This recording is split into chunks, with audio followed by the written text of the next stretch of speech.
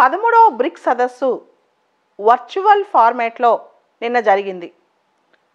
Bricks అంటే Brazil, Russia, India, China, south Africa. Brazil తరపున అధ్యక్షుడు బోల్సనారో, సౌత్ ఆఫ్రికా తరపున సిరిల్ రామఫోజా, చైనా తరపున జీ జింగ్పింగ్, రష్యా తరపున వ్లాదిమిర్ పుతిన్, భారతదేశం తరపున మన ప్రధాని మోడీ గారు ఈ సమావేశంలో ప్రసంగాలు చేశారు. ఈ బ్రిక్స్ విశేషం ఏంటంటే ఈ సంవత్సరం ఇండియా బ్రిక్స్ అధ్యక్ష స్థానంలో ఉంది. ఇది 15 వసంతాలు పూర్తి చేసుకున్న సందర్భం బ్రిక్స్కి. ఈ సంవత్సరం BRICS theme BRICS at the rate of 15 అంటే 15 సంవత్సరాలు పూర్తి చేసుకున్న సందర్భంలో intra BRICS cooperation, continuity, consolidation and consensus అంటే బ్రిక్స్ దేశాల మధ్య సహకారం ముందుకు ఎలా సాగాలి, ఎలా కన్సాలిడేట్ అవ్వాలి, ఎలా ఏకాభిప్రాయంతో ముందుకెళ్ళాలి. ఇది ఈ సంవత్సరం థీమ్ అన్నమాట. BRICS at the rate of 15, intra BRICS cooperation, continuity, consolidation, consensus. ఈ థీమ్తో ఈ బ్రిక్స్ సమావేశం ఈసారి జరిగింది. అయితే ఈ బ్రిక్స్ సమావేశంలో ఈ కోఆపరేషన్, కంటిన్యూటీ, కన్సాలిడేషన్, కాన్సెన్సస్ ఈ నాలుగిటిని 4 C'గా పేర్కొన్నారు. మోడీ గారు అద్భుతమైన ప్రసంగంతో ఈ బ్రిక్స్ సమావేశానికి అధ్యక్షత వహించారు.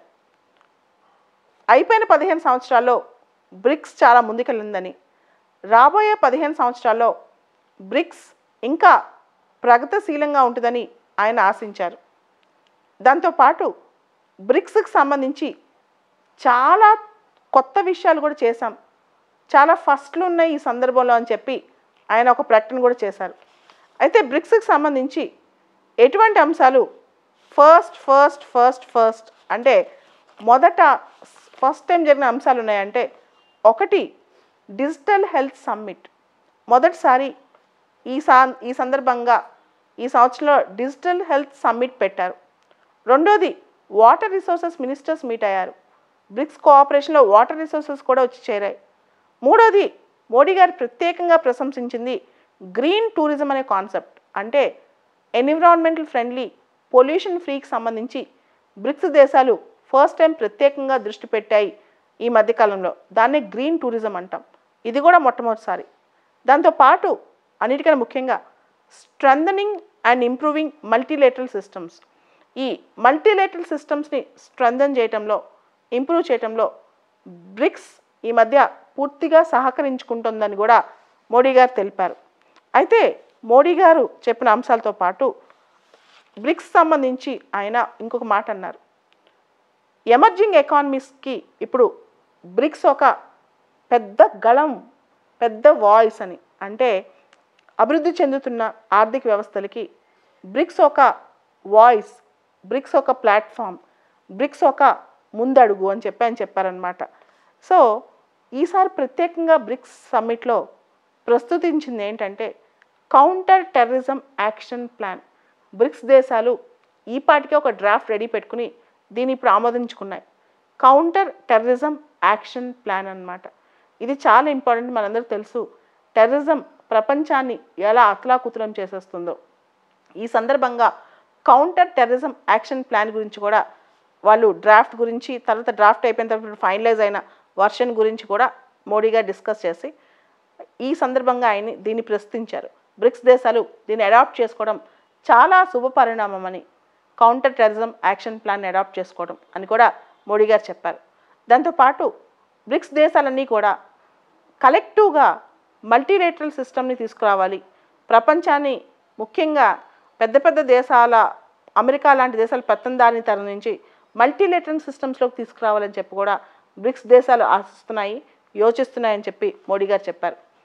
మోడీ గారి తర్వాత పుతిన్ గారు మాట్లాడుతూ America withdrawal from Afghanistan, America వాళ్ళు ఆఫ్ఘనిస్తాన్ నుంచి వైదొలగంగానే ఆఫ్ఘనిస్తాన్లో అనిశ్చితి ఏర్పడిందని, పూర్తిగా అక్కడ సిచ్యువేషన్ క్లారిటీ లేదని, నైబర్హుడ్ దేశాలకి ఇది చాలా నష్టం కలుగుతుందని పుతిన్ గారు ఒక వ్యాఖ్య చేశారు.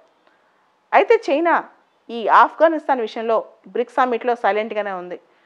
జీ జిన్పింగ్ మాత్రం గత 15 సంవత్సరాల నుంచి బ్రిక్స్ ఏమేమి అచీవ్ చేస్తుందో అదంతా చర్చించారు. South African president Cyril Ramaphosa equal access to vaccines, corona virus vaccine సంబంధించి అందరికీ ఈక్వల్ యాక్సెస్ కావాలని, దానికి సంబంధించిన ట్రీట్మెంట్ సంబంధించి కూడా అందరికీ ఈక్వల్ యాక్సెస్ కావాలని మాట్లాడారు.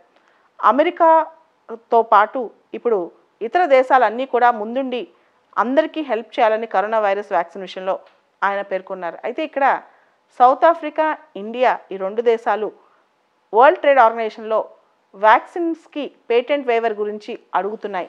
ఈ సందర్భంగా ఈ విషయం కూడా అందరూ డిస్కస్ చేశారు. దాంతోపాటు Brazil president Bolsonaro India, China, Brazil partnership two fight against corona pandemic, దీని గురించి ఆయన చాలాసేపు చర్చించారు. బోల్సనారో గారు ఇండియా, చైనా, బ్రెజిల్ భాగస్వామ్యం కరోనా వైరస్ ఫైట్ చేసే విషయంలో ఎంత బాగా ముందుకెళ్ళిందని చెప్పి ఆయన మాట్లాడారనమాట. సో ఈ మొత్తం బ్రిక్స్ 13వ సదస్సుకి ఇండియా చైర్లో ఉంది కాబట్టి ముందే ఇండియా కొన్ని ప్రయారిటీ ఏరియాస్ నోట్ చేసి పెట్టుకుందనమాట. ఒకటి రిఫార్మింగ్ మల్టీలేటరల్ సిస్టమ్స్, రెండోది అంటే మొత్తం ప్రపంచంలో ఉన్న సిస్టమ్స్ ఒక కంట్రీయో కొన్ని కంట్రీస్ డామినేట్ కాకుండా మల్టీలేటరల్ సిస్టమ్స్ డెవలప్ చేయడం, రెండోది కౌంటర్ టెర్రరిజం, మూడోది digital and technological tools for achieving SDGs, sustainable development goals, సుస్థిరాభివృద్ధి లక్ష్యాలను చేరుకోవడం కోసం టెక్నాలజీ ఎలా ఉపయోగపడుద్ది, డిజిటల్ టూల్స్ ఎలా ఉపయోగపడతాయి దీనికి సంబంధించి. దాంతోపాటు పీపుల్ టు పీపుల్ ఎక్స్చేంజెస్ని ఎన్హాన్స్ చేయడం, అంటే ప్రజల మధ్య సంబంధాలు పెంపొందించడం ద్వారా ఏ విధంగా ముందుకు సాగవచ్చు, ఇవన్నీ కూడా ఈ 13వ బ్రిక్స్ సదస్సులో ప్రయారిటీ ఏరియాస్ అన్నమాట. అయితే అసలు బ్రిక్స్ అనే కాన్సెప్ట్ ఫస్ట్ టైం ఈ బ్రిక్ అనే వర్డ్తో స్టార్ట్ అయింది. BRIC, Brazil, Russia, India, China. Goldman Sachs కంపెనీకి చెందిన జిమ్ ఓనీల్ అనే అఫీషియల్ ఫస్ట్ టైం ఒక పేపర్లో ఈ బ్రిక్ అనే పదాన్ని వాడారు. తర్వాత దానిలో సౌత్ ఆఫ్రికా వచ్చి చేరి అది బ్రిక్స్ అయిందనమాట. అఫీషియల్గా అయితే మనం చూస్తే ఈ బ్రిక్స్ అనే కాన్సెప్ట్ అనేది స్టార్ట్ అయ్యి ఈ సంవత్సరానికి 15 సంవత్సరాలు నిండిందనమాట, 2006 నుంచి. బ్రిక్స్ సదస్సులో అయితే ఇది 13వ సదస్సు. అయితే బ్రిక్స్ అనేది ప్రపంచంలో మనం ప్రపంచ జనాభా చూస్తే 42% బ్రిక్స్లోనే ఉన్నారు. ఇది బ్రిక్స్ సంబంధించి చాలా గొప్ప విషయం అని చెప్పొచ్చు. అదేవిధంగా వరల్డ్లో బ్రిక్స్ దేశాలు ల్యాండ్ ఏరియా దాదాపు 30% ఉంది. అలానే 25 to 26% గ్లోబల్ జీడిపి కూడా ఈ బ్రిక్స్ దేశాల మధ్య ఉంది. ఇంటర్నేషనల్ ట్రేడ్లో బ్రిక్స్ దేశాల ట్రేడ్ భాగస్వామ్యం 16%. సో ఇంత వైబిలిటీ, ఇంత ఇంపార్టెన్స్ ఉన్న బ్రిక్స్ న్యూ డెవలప్మెంట్ బ్యాంక్ అని కూడా ఒకటి స్టార్ట్ చేసింది. BRICS New Development Bank. ఈ 5 దేశాలతో పాటు కొత్తగా బ్రిక్స్ న్యూ డెవలప్మెంట్ బ్యాంక్లో ఉరుగ్వే, UAE అండ్ బంగ్లాదేశ్ కూడా వచ్చి జాయిన్ అయ్యాయి బ్రిక్స్ న్యూ డెవలప్మెంట్ బ్యాంక్లో.